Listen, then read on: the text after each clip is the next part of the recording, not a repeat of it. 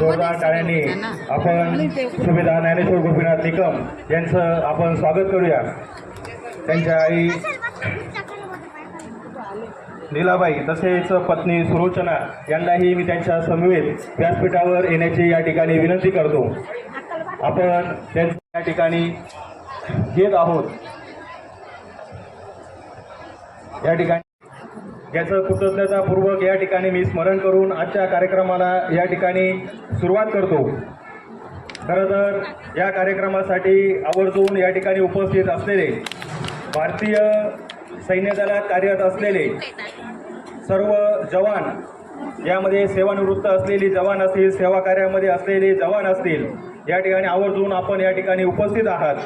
त्याचबरोबर निकम परिवार, त्याचबरोबर नातलग, आप्तेष्ट स्नेही, त्या बोलणारे पण एकदम रोचक टोला मारणारे असे आमचे बंधू आहे। आणि कधी बघा तुम्ही जास्त बोलणार नाही, परंतु देशाची सेवा करत असताना खूप छान रीतीने, उत्तम रीतीने त्यांनी आपलं कार्य अगदी प्रामाणिकपणे पार पाडलं। कोणत्याही प्रकारचं आता बऱ्याच वेळा कौटुंबिक समस्या निर्माण होतात, परंतु त्या समस्यांना तोंड देऊन आणि आपलं कर्तव्य त्यांनी खूप प्रामाणिकपणे पार पाडलंच, त्याप्रमाणे कुटुंबाकडे पण छान लक्ष त्यांनी दिलेलं आहे।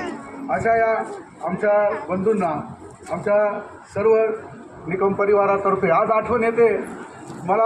आमच्या दोन बंधूंची, दिलीपरावची खूप आठवण येते।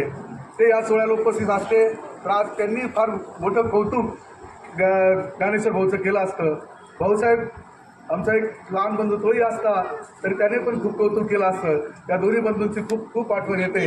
या सोहळ्याला ते पण उपस्थित पाहिजे होते, परंतु नियतीपुढे कोणाचं चालत नाही।